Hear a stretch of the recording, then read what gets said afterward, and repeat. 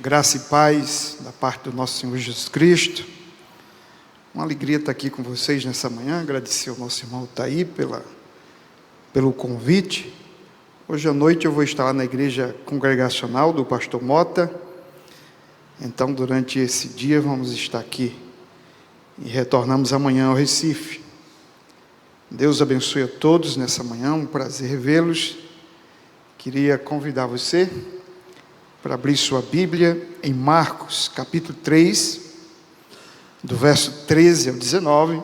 Nós vamos falar aqui, expor a palavra de Deus, nessa perspectiva da escolha dos 12, aplicando para o nosso ministério. A escolha dos 12, nasce uma nova nação, é o nosso tema. Marcos 3, do 13 ao 19. Depois Jesus subiu ao monte e chamou os que ele quis, e vieram para junto dele.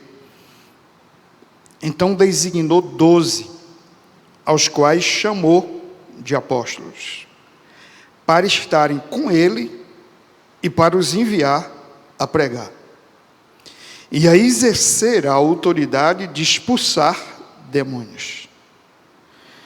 Eis os 12 que designou: Simão, a quem acrescentou o nome de Pedro, Tiago, filho de Zebedeu, e João, irmão de Tiago, aos quais deu o nome de Boanerges, que quer dizer filhos do trovão. André, Filipe, Bartolomeu, Mateus e Tomé, Tiago, filho de Alfeu, Tadeu, Simão, o Zelote, e Judas Iscariote, que foi quem o traiu. Amém? Que o Senhor aplique sua palavra em nossos corações. Meus irmãos, lendo o Evangelho de Marcos, nós encontramos nos capítulos anteriores registros de que Jesus escolheu 5 dos seus discípulos. Em Marcos, capítulo 1, do 16 ao 20, ele escolheu e chamou Simão e André, Tiago e João. Em Marcos, capítulo 2, versos 13 e 14, ele chamou Levi. Portanto, ele chamou 5 dos seus discípulos até então. Na passagem que lemos, a notícia que há aqui como registro é que outros 7 foram chamados. E, portanto, o grupo dos 12 está formado. A pergunta que surge é: por que 12? E não 10? E não 20? Por que não 50 ou 100 ou 300? O Gênesis é o livro dos começos. E é no Gênesis que nós encontramos o começo de uma nação. De semelhante modo, essa nação, ela é constituída de 12 homens. Os 12 filhos de Jacó. O propósito de Deus na oportunidade foi revelado claramente. Deus intencionava fazer de Israel sua propriedade peculiar dentre todos os povos. Israel seria para Deus um reino de sacerdotes e uma nação santa. Contudo, essa nação se desviou do caminho de Deus. Sobretudo, entregou-se avidamente ao pecado da idolatria. Cultuou os deuses dos cananeus e atribuiu a eles a glória que pertencia somente ao Senhor. Bastou que finalmente Jesus entrasse no mundo e iniciasse o seu ministério, para que essa nação, a quem o Senhor tinha dado os seus oráculos, profetas, sacerdotes e reis, essa nação a qual o Senhor se utilizou graciosamente para trazer ao mundo o Salvador, conspirasse contra o próprio Jesus. Aqui mesmo, nesse capítulo 3, encontramos a notícia de que fariseus e herodianos conspiram contra ele no propósito de matá-lo, desde o início do ministério de Jesus. O propósito dos líderes dessa religião, a religião israelita, era matar o Senhor Jesus. O fato é que, a partir daí, Jesus chama 12 homens e inicia uma nova nação. Tempos depois, o apóstolo Pedro vai denominar esse povo de geração eleita, sacerdócio real, nação santa, povo de propriedade exclusiva de Deus, a fim de proclamar as virtudes daquele que o chamou das trevas para a sua maravilhosa luz. Observe que as mesmas palavras encontradas em Êxodo 19, aplicadas a Israel como nação de Deus, agora são aplicadas à igreja, o novo Israel, a nova criação, o novo povo, a igreja do Senhor. Portanto, meus irmãos, assim como Deus se utilizou dos 12 filhos de Jacó para instituir um novo Israel, de semelhante modo, Cristo chamou 12 homens e os nomeou como os patriarcas desse novo Israel. Os patriarcas dessa nova nação. Os patriarcas, a quem Paulo vai chamar, juntamente com os profetas, de os fundamentos da igreja do Senhor aqui na terra. Ao olharmos para a escolha dos 12, há pelo menos 4 verdades que podemos extrair e naturalmente aplicar como modelo de ministério por todas as épocas para aqueles que lideram a igreja do Senhor aqui na terra. Vejamos então o que podemos aprender com essa passagem. Em primeiro lugar, aprendemos que o chamado de Cristo é soberanamente livre. O versículo 13, na parte A, diz: depois Jesus subiu ao monte e chamou os que ele quis. Chamou os que ele quis. Observe que foi no monte que Deus entregou a Moisés o ministério da lei, que na linguagem de Paulo era para a morte. Porém agora Jesus sobe ao monte para entregar aos discípulos o ministério da graça, que é para a vida. O ponto de partida é que aquele que está constituindo a nova nação é maior do que Moisés. Assim como Deus levou Moisés ao monte e lhe entregou a lei, Jesus chama os discípulos ao monte e começa a lhes entregar o Evangelho. Lucas, porém, nos informa que antes de fazer qualquer outra coisa, Jesus orou ao Pai, fervorosa e intensamente. Em Lucas 16, versos 12 e 13, encontramos o seguinte: naqueles dias Jesus se retirou para o monte, a fim de orar, e passou a noite orando a Deus. E quando amanheceu, chamou a si os seus discípulos e escolheu 12 entre eles, aos quais deu também o nome de apóstolos. Ou seja, o que Lucas nos mostra é que antes de chamar aqueles que seriam os patriarcas da nova nação, os pastores da sua igreja, o Senhor orou fervorosa e intensamente por uma noite inteira. Aprendemos, irmãos, com Jesus, que escolher pastores para a igreja é coisa séria. Em outras palavras, nós jamais deveríamos impor as mãos para ordenar um pastor ao ministério de maneira precipitada, sem oração e sem termos plena convicção do que estamos fazendo.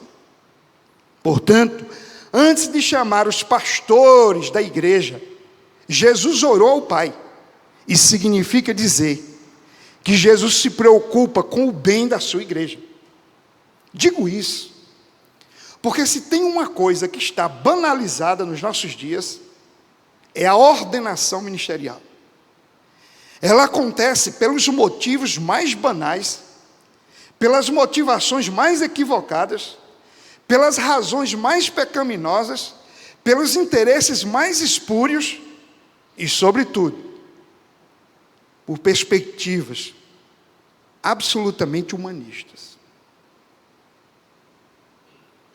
Mas querendo o Senhor o bem da sua igreja, ele orou ao Pai. Ora, se Jesus precisou orar ao Pai para escolher os pastores da igreja, como deveriam se portar as igrejas nas escolhas dos seus ministros? Os ministros dessa nova nação precisam estar devidamente imbuídos de um chamado divino. Sobretudo, precisam estar conscientes de que foram chamados por Deus. A prova disso é que, ao chamar os discípulos, Jesus emprega um termo eletivo. Jesus chamou os que ele quis. Não houve nenhuma interferência, favorável ou contrária. Ninguém foi indicado ou impedido por vontade alheia à sua vontade.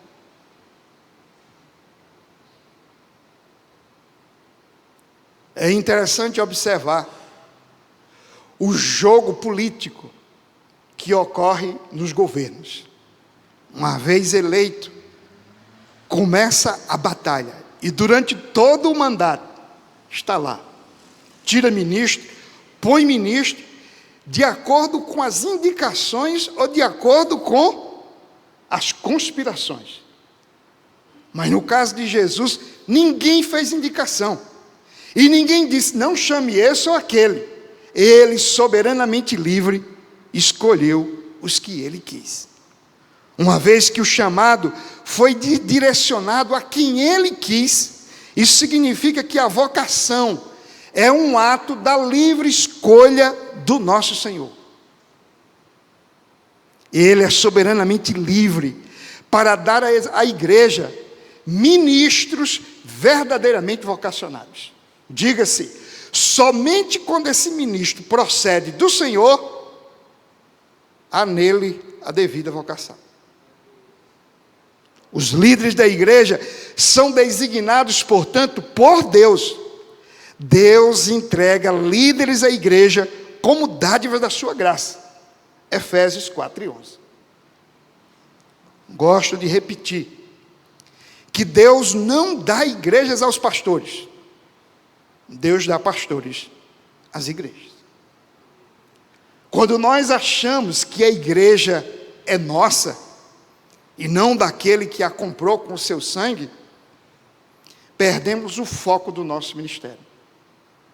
Que o foco é servir e não ser servido.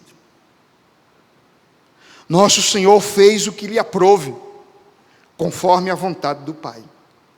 Portanto, isso significa que o apostolado não foi concedido por causa de quaisquer méritos humanos, mas pela livre misericórdia de Deus. Aliás, se tem uma coisa bem evidente no chamado dos discípulos, é que se dependesse de critérios ou méritos pessoais, nenhum deles teria sido chamado, pois todos eram totalmente indignos, completamente inábeis. Em João 15,16, Jesus enfatiza claramente que a virtude do chamado provém exclusivamente da graça. Não foram vocês que me escolheram, pelo contrário, eu os escolhi e os designei para que vades e deis fruto, e o vosso fruto permaneça, a fim de que tudo quanto pedirem ao Pai em meu nome, Ele lhes conceda. De semelhante modo, o apóstolo Paulo reconhece frequentemente que a glória do seu chamado pertence somente a Deus. Dou graças a Deus, nosso Senhor, que me fortaleceu e me considerou fiel, designando-me para o ministério. Esta palavra é fiel e digna de toda aceitação, que Jesus veio ao mundo para salvar pecadores, dos quais eu sou o principal. Ora, se Paulo se considerava o principal dos pecadores, que glória, que mérito, que justiça, que qualificações haviam nele que justificasse o seu chamado. O fato, meus irmãos, é que o chamado de um vocacionado por Deus repousa somente em Deus. Portanto, quando o assunto é chamado missionário, concluímos que não se trata sobre quem nós somos. A questão central não é se temos qualidades que justifiquem o nosso chamado, mas o que a graça fará em nós e através de nós, a fim de que o bom perfume de Cristo possa exalar por meio da nossa vida, dos nossos dons e da missão que nos foi confiada. A soberania de Deus e a responsabilidade do homem caminham juntos no chamado. Lembremos, porém, como tudo nas Escrituras, Deus é soberano, mas nós somos responsáveis. Embora Deus seja soberanamente livre para chamar obreiros à sua seara, nós devemos orar para que os obreiros sejam levantados e enviados por Ele. Embora o chamado seja eficazmente irresistível, é o homem que diz: eis-me aqui, envia-me a mim. Embora a capacitação venha de Deus, convém, no entanto, que sejamos diligentes no serviço do Senhor, gastando-nos e deixando-nos gastar. Portanto, meus irmãos, se tem uma coisa que está saindo da igreja, que a igreja está perdendo, é a visão de que salvação é uma graça de Deus, a qual devemos ter convicção. Mas de semelhante modo, quando você conversa com muitos vocacionados, eles não têm a convicção de que foi Deus quem o chamou.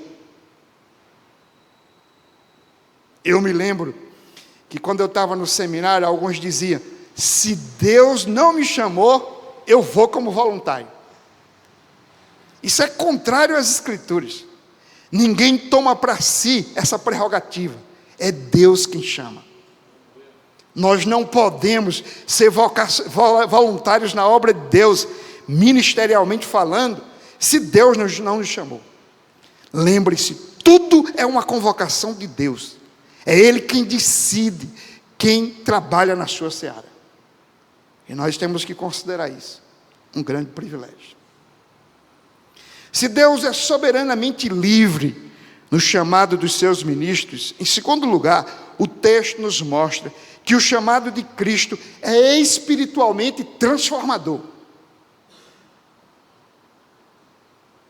Versículo 13, a parte B, diz: depois Jesus subiu ao monte, chamou os que ele quis, e vieram para estar junto dele.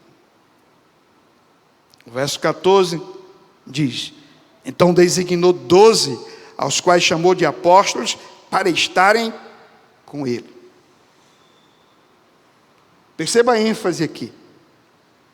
Aqueles a quem o Senhor chama para estar com ele. Depois de ficar perto de Deus em oração, Jesus chama os discípulos para estarem perto dele. Me parece que aqui há um princípio importantíssimo. Somente os que vivem próximos de Deus podem chamar pessoas para que estejam perto de si. De nada adianta estabelecermos seguidores, se esses seguidores não encontram em nós os sinais da presença de Deus. Depois de estar perto do Pai, Jesus chama os discípulos para que estejam perto deles. E aqueles que estiverem perto desses discípulos poderão imitar e seguir a Cristo. Observe que antes mesmo de receber qualquer tarefa, aqueles 12 homens precisam estar perto do Senhor. Antes de chamar para si apóstolo, Jesus chama para ser discípulo. Antes de chamar a missão, ele chama a conversão. Antes de chamar ao serviço, ele chama a santidade. Antes de enviá-los ao mundo, Jesus os salva do mundanismo. Isso significa dizer que a conversão precede a missão, o discipulado precede a ordenação, a salvação precede a vocação, a devoção vem antes da instituição, a santificação é melhor do que a capacitação, o ser é mais importante do que o fazer. Os dons espirituais nunca substituem o fruto do Espírito. Qual é a questão nos nossos dias? A lógica do ministério se baseia em números. A lógica do ministério se baseia em resultado, em publicidade, em fama, em riqueza. Um ministério sem conversão é para o ofício um corpo estranho, uma anomalia. Como um pastor poderá pregar sobre a graça de Cristo se ele mesmo nunca experimentou? Como pode anunciar um Salvador que ele mesmo não o conhece? Daí por quê? Antes de enviá-los, Jesus os chama para estar perto dele. Antes que eles aprendam a expulsar demônios, eles precisam controlar o demônio que é deles. A velha natureza carnal, que conspira contra nós mais do que qualquer outro demônio.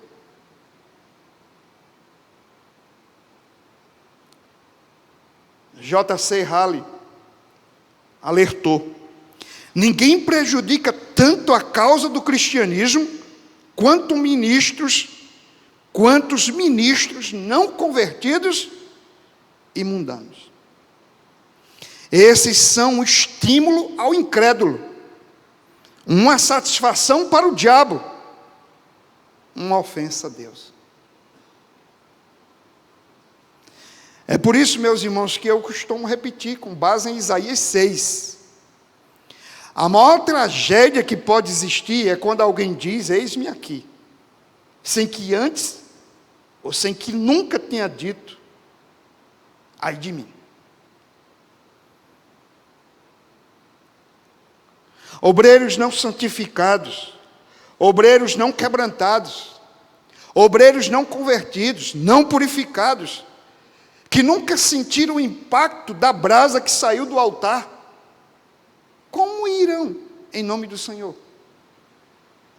Como pregarão o evangelho da graça, da santidade, da vida? Daí o crescimento terrivelmente crescente em nossa geração do liberalismo teológico, do liberalismo moral. Porque se alguém nunca foi tocado pela brasa que veio do altar, como poderá pregar o Sermão do Monte? Como poderá pregar as cartas paulinas? Como poderá pregar toda a Escritura, todo o conselho de Deus?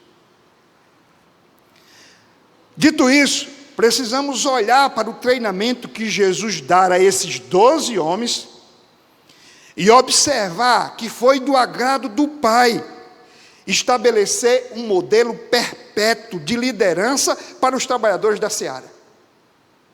E a base desse modelo de treinamento da liderança da igreja do Senhor para todas as épocas é que estejamos perto do Senhor. Assim sendo, convém que antes de tudo, o ministério de Cristo, aliás, o ministro de Cristo, entenda o valor da comunhão. e que considere estar junto de Cristo o maior entre todos os privilégios.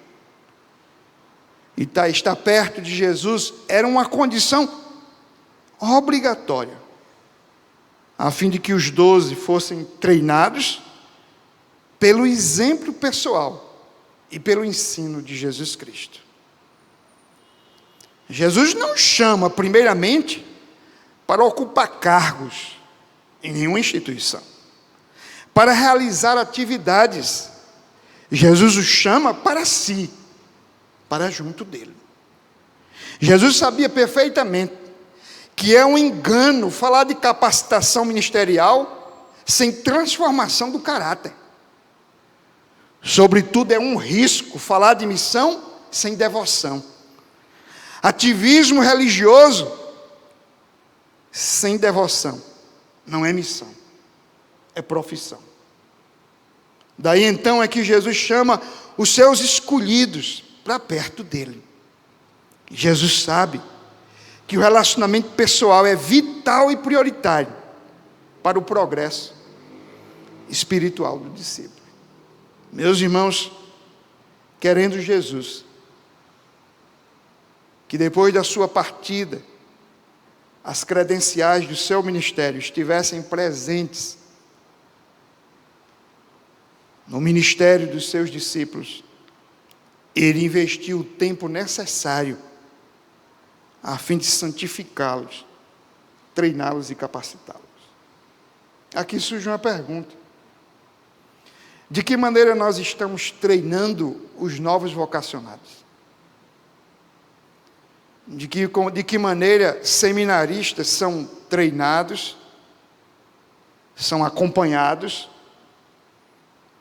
são exortados e são, portanto, capacitados, sobretudo, a uma vida com Deus. Cada discípulo deve aprender imitando e fazendo. Se quisermos produzir a missão de Jesus, precisamos, antes de tudo, reproduzir o seu caráter. Isso não pode ocorrer se não temos vida com o Senhor. Ao sabermos quem eram os homens a quem Jesus chamou, de repente surge esperança no nosso coração. Se havia esperança para eles, há esperança para nós. Ao chamar para perto de si, nosso Senhor fez de gente como Pedro, covarde e temperamental, um homem corajoso e equilibrado. Como diz William Hendricks, Cristo fez do barro uma rocha. William Hendricks mostra que Pedro estava constantemente mudando de um extremo para outro. Há ministros que a vida toda vivem assim. A marca é a oscilação. Pedro, no capítulo 16 de Mateus, revela um conhecimento do messianado de Jesus como ninguém. Tu és o Cristo, o Filho do Deus vivo. Mas nesse mesmo capítulo, ele nega a missão de Jesus. Ao falar da cruz, Pedro diz: isso de maneira nenhuma te acontecerá. No capítulo 13, ele diz assim: Senhor, de maneira nenhuma tu lavarás os meus pés. Em seguida ele diz: me dá logo um banho por completo. No capítulo 26, ele faz juros de amor e diz: Senhor, ainda que todos aqui te abandonem, eu não te abandonarei. Mas em seguida, ele nega o Senhor 3 vezes. Pedro sai de um extremo para outro.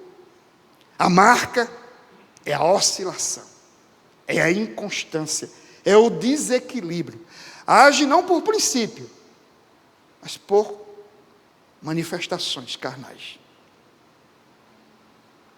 Mas quando você lê os sermões de Pedro em Atos, ou quando você lê as cartas de Pedro, você percebe que a marca é a serenidade, o equilíbrio, o controle do Espírito. E o que dizer de João, a quem foi chamado de filho do trovão, possivelmente por ser um homem tempestivo? A esse, o Senhor transformou em apóstolo do amor.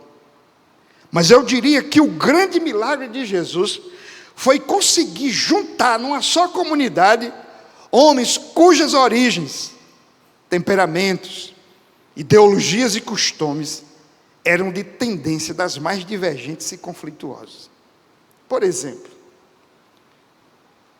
tinha o otimismo de Pedro e tinha o pessimismo de Tomé.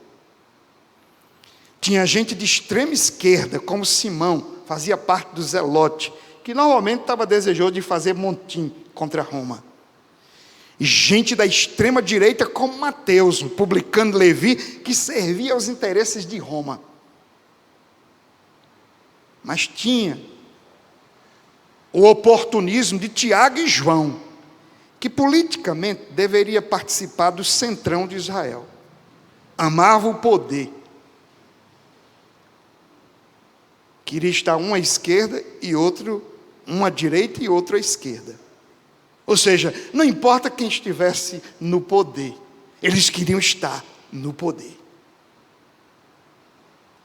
É realmente extraordinário que Jesus tenha feito de homens tão desprezíveis, líderes tão influentes, possuidores de um caráter invejável, e que tenha legado ao mundo, através deles, uma igreja espiritualmente sólida, uma mensagem eternamente poderosa. No final do seu ministério, Jesus orou ao Pai, suplicando pela unidade deles. Não peço somente por estes, mas também por aqueles que vierem a crer em mim. Por meio da palavra que eles falaram, a fim de que todos sejam um. E como tu, ó Pai, estás em mim, e eu em ti, também eles estejam em nós, para que o mundo creia que tu me enviaste. A oração de Jesus é também por nós. Convém que aprendamos a viver em comunidade, que como membros do corpo de Cristo valorizemos a unidade, que a cada dia estejamos aos pés do Senhor, clamando e suplicando, para que o nosso caráter seja transformado, para que nossas vidas sejam santificadas, e para que de fato o chamado se revele espiritualmente abençoador, transformador, para a glória do Senhor. Terceiro lugar, o chamado de Cristo, além de ser soberanamente livre, e além de ser espiritualmente transformador, é propositalmente missionário. É intencionalmente voltado para a missão. Olha o verso 14, a parte B. Então designou 12, aos quais chamou de apóstolos, para estarem com ele, e para os enviar a pregar. Eu ressaltei, no tópico anterior, que antes de os enviar, Jesus queria que eles estivessem perto dele. Mas preste atenção. Aqueles que de fato estão perto do Senhor, também poderão estar perto do mundo. Não para se corromper, mas para transformar. Se é fato que antes de serem enviados, os discípulos precisavam estar perto de Cristo, também é fato que o discípulo de Jesus não pode jamais ficar trancafiado entre paredes. Lembra-se do que ocorreu depois da ressurreição? Aliás, depois da morte de Jesus? Amedrontados, eles ficaram trancafiados numa casa. Uma vez ressurreto, Jesus apareceu e disse: haja paz entre vós. Assim como o Pai me enviou, eu também vos envio a vós. Portanto, fica claro que Jesus os tirou da multidão, mas é para a multidão que eles serão enviados. Ao contrário dos fariseus, que não gostavam de gente, ou ao contrário dos monges medievais, que que eram completamente desprovidos de qualquer relevância cultural. O discípulo de Cristo é chamado para ser sal da terra e luz do mundo. Os seguidores de Cristo, irmãos, são salvos por uma mensagem. São santificados por uma mensagem. Mas são enviados ao mundo por causa dessa mesma mensagem. Afinal, é essa mensagem que tem o poder para salvar pecadores.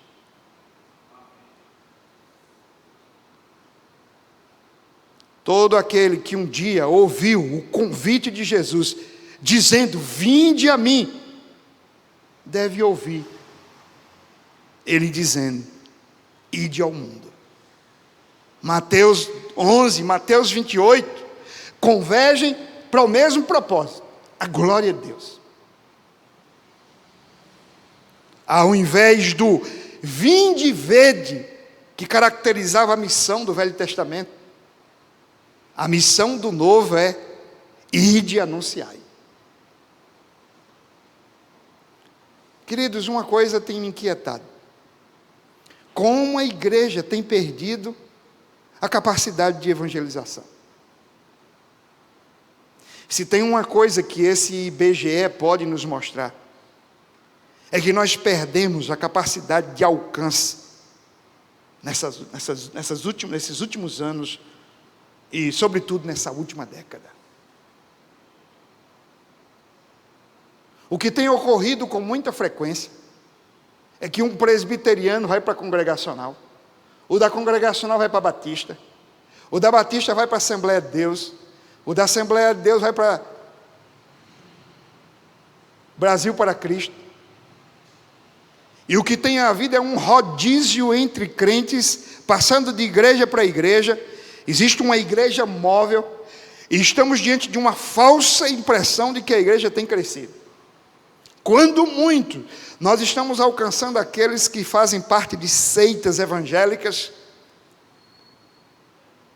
mas a nossa capacidade de alcançar aqueles que estão mergulhados no mundo do ateísmo, no mundo do liberalismo moral, da decadência moral, alcançar aqueles que estão em outras religiões como o catolicismo, a cada dia perde força. Infelizmente, o conceito de evangelização midiático nos afastou da abordagem pessoal.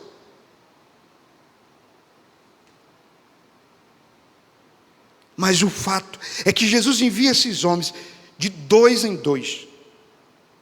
E eles revolucionam o mundo do primeiro século.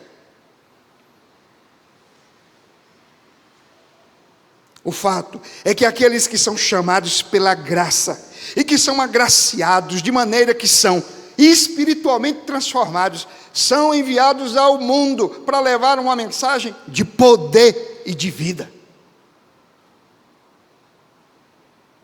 O apóstolo Paulo enxerga uma lógica na evangelização. Ele diz: porque todo aquele que invocar o nome do Senhor será salvo. Correto? Você crê nisso? Todo aquele que invocar o nome do Senhor será salvo. Mas olha a lógica que ele segue. Como, porém, invocarão aquele em quem não creram? E como crerão naquele de quem nada ouviram? E como ouvirão se não há quem pregue? E como pregarão se não forem enviados? E por fim ele conclui: como está escrito, quão formosos são os pés dos que anunciam coisas boas. Ou seja, no mundo de tragédias, no mundo de más notícias, sobre todos os aspectos, é somente a igreja que pode levar ao mundo boas notícias. Formosos são os pés daqueles que comunicam as boas novas do Evangelho. Assim é que J.C. Halley adverte: um ministro que não prega tem pouca utilidade na igreja de Cristo. Tal ministro é como um farol que não ilumina, como um corneteiro silencioso. como um vigia adormecido, como uma chama que não aquece. Queridos, a melhor maneira de discipularmos a igreja é pregando o evangelho no púlpito.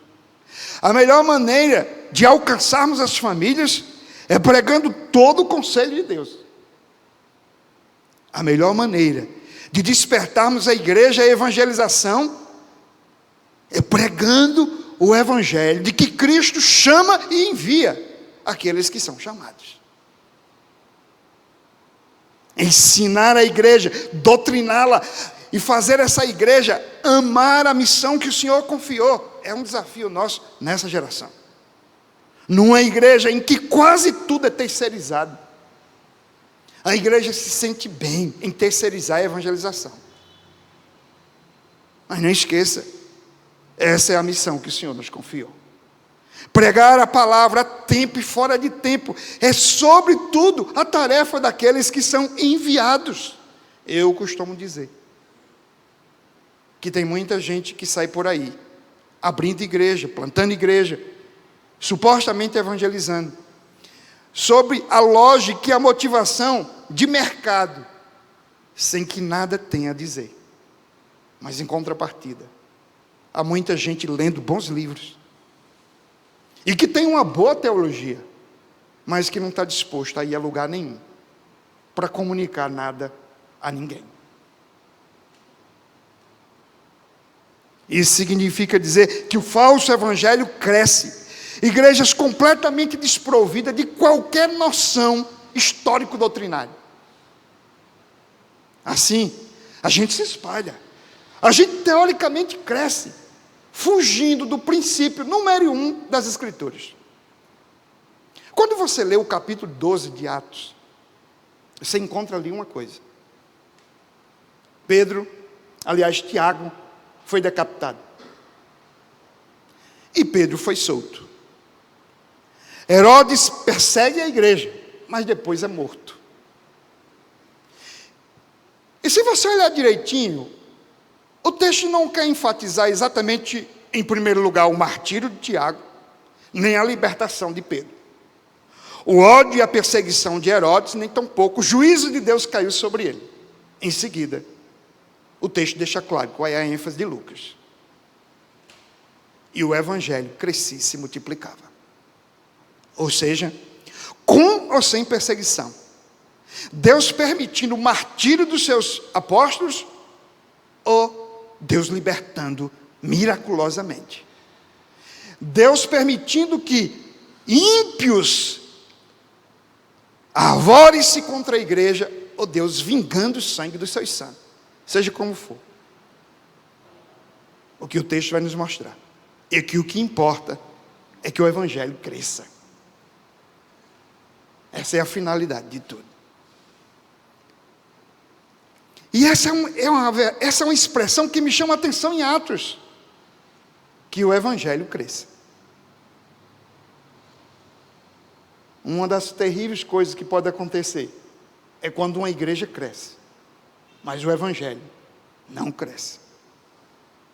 O evangelho mingua sua relevância, sua credibilidade.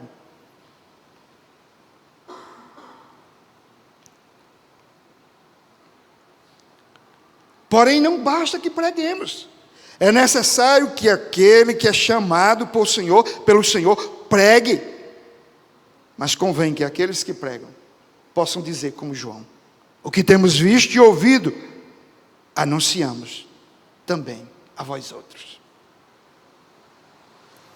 Finalmente, queridos, em quarto e último lugar, essa passagem nos mostra que o chamado de Cristo é ministerialmente eficaz, é soberanamente livre, é espiritualmente transformador, é propositalmente missionário na medida em que aqueles que ele chama para estar perto dele também são enviados ao mundo. Mas por fim o verso 15 vai dizer que o chamado de Cristo é capacitador e é exercer a autoridade de expulsar demônios. Amém? a autoridade de expulsar demônio. Fica claro uma coisa. Aqui nesse texto, capítulo 3 de Marcos, o Senhor está, portanto, a partir dos discípulos, começando uma nova nação. Em seguida, ele está expulsando demônios, e o argumento dos fariseus é que ele expulsa Beelzebu pelo poder de Beelzebu. Contrariando a lógica dos fariseus, Jesus vai dizer que o reino é chegado. Ele entrou na casa do valente, alguém mais valente do que o valente, e saqueou a casa dele. Amarrou o valente e saqueou a casa. O que ele mostra então é que um novo reino é chegado. E esse reino é o reino do Senhor, que prevalece sobre o reino das trevas.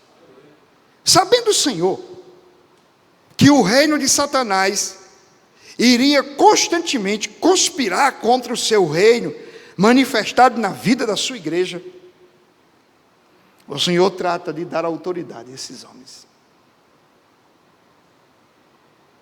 Isso significa dizer que a nossa luta, antes de qualquer outra coisa, é contra Satanás. Que a autoridade que a igreja deve ter, deve prevalecer contra os poderes das trevas. Nossa luta não é contra carne e sangue. Nossa luta não é exatamente nem mesmo contra poderes políticos instituídos. A nossa luta é contra principados e potestades. Há um mundo que jaz do maligno. Há uma lógica que é fabricada no inferno. Quando o texto está dizendo que o Senhor deu autoridade de expulsar demônios, está dizendo que toda a capacidade que nós precisamos para o ministério provém do Senhor. Ele é o provedor de tudo que um vocacionado precisa para realizar a obra dele. Os dons do Senhor foram comprados com o seu próprio sangue, porque ele morreu e ressuscitou, diz Efésios 4, ele deu dons aos homens. Portanto, assim como ele chamou esses homens e os capacitou, e lhes deu autoridade sobre principados e potestades, convém que nós nos prostremos outra vez diante do Senhor e roguemos para que o Senhor resgate a autoridade da igreja, a autoridade dos ministros nesses dias difíceis.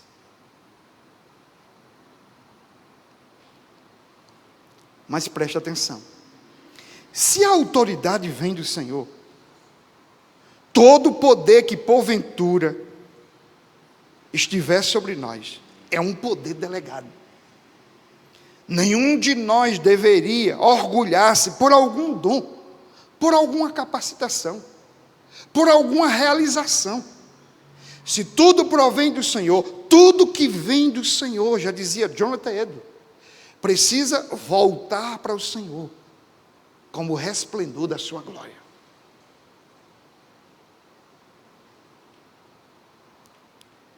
Assim sendo, é que depois de encontrar o Jesus naquela casa, trancafiados, com medos, acovardados, ele não apenas disse: Pai seja convosco, assim como o Pai me enviou, eu envio a vocês.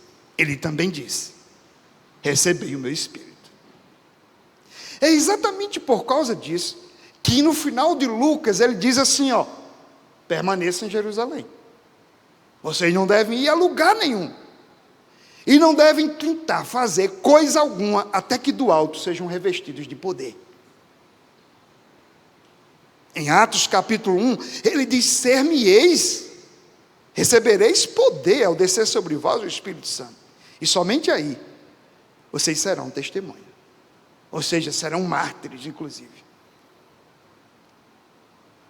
O que fica claro é que tentar realizar a obra de Deus com o nosso poder, com a nossa autoridade, com a nossa capacidade, é um engodo.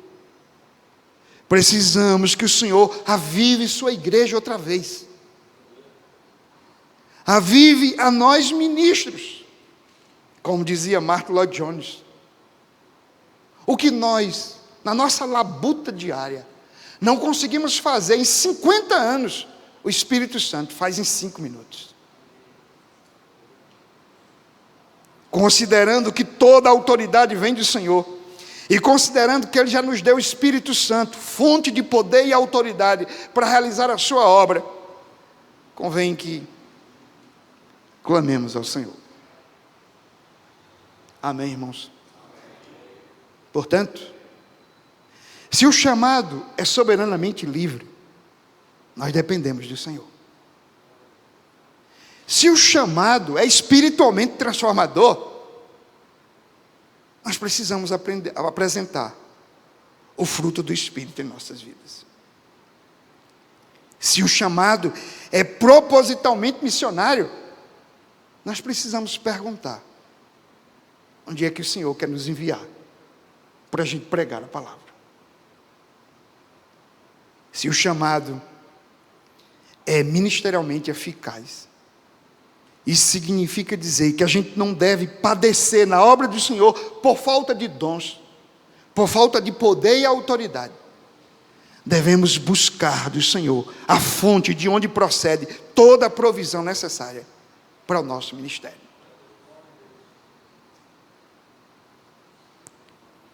Dito isso, eu concluo com as seguintes aplicações.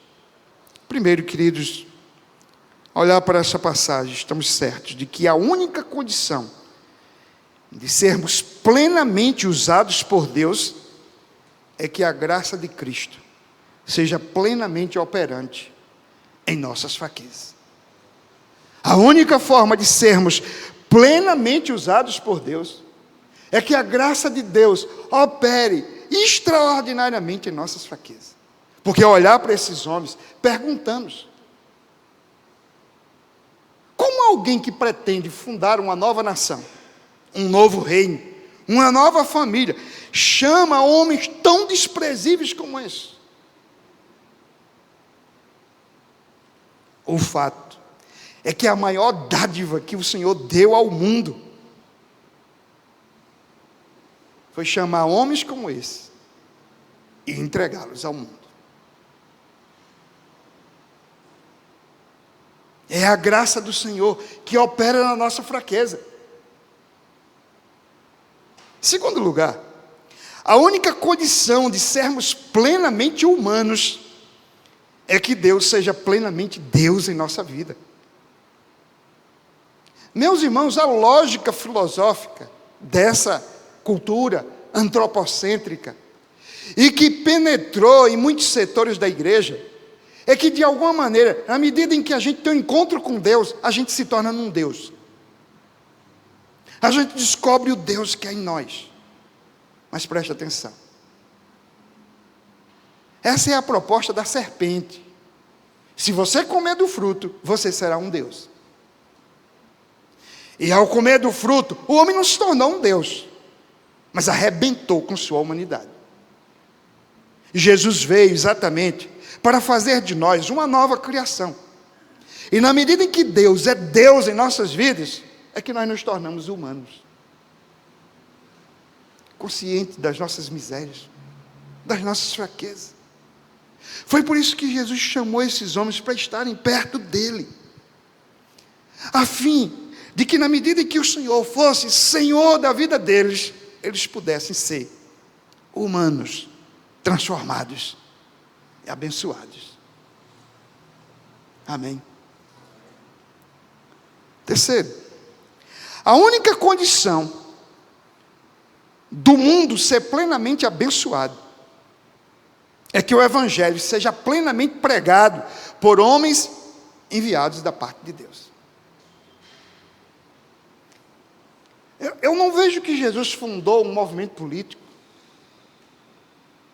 Nem sequer teve a preocupação de escrever algum livro. Mas o que eu percebo é que Jesus fez seguidores dentro desse modelo que nós expressamos aqui. E esses homens mudaram o primeiro século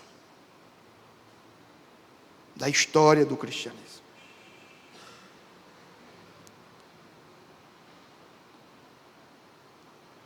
Billy Graham, ainda quando estava consciente, ele disse o seguinte: é atribuído ao seu ministério que naquelas conferências realizadas no mundo todo, ele deva ter levado a Cristo 500 mil pessoas. 500.000 de pessoas se renderam aos pés do Senhor. E ele disse: se eu pudesse começar tudo de novo, eu trocaria tudo isso por alguns discípulos.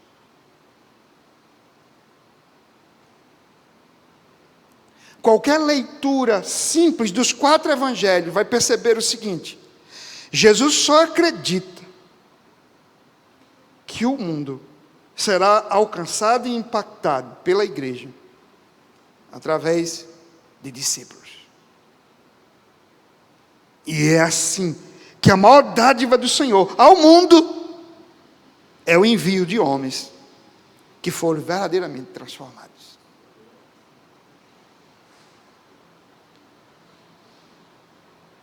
Valorize o discipulado na sua igreja.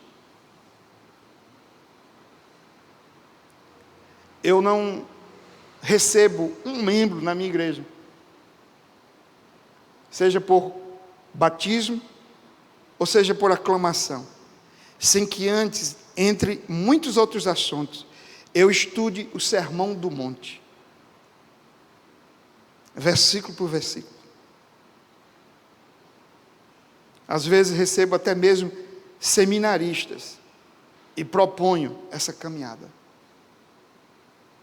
A menos que a gente aprenda a andar com Jesus, a menos que a gente aprenda a seguir a Jesus, não há ministério transformador e abençoador. Que Deus nos abençoe. Que Deus nos ajude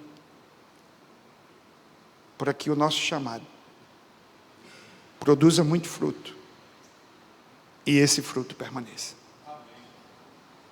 Vamos orar. Senhor, nós queremos nessa manhã pedir a Tua bondade e a Tua misericórdia sobre nós. O fato, Senhor, é que estamos muito longe do modelo que o Senhor mesmo apresentou nas Escrituras.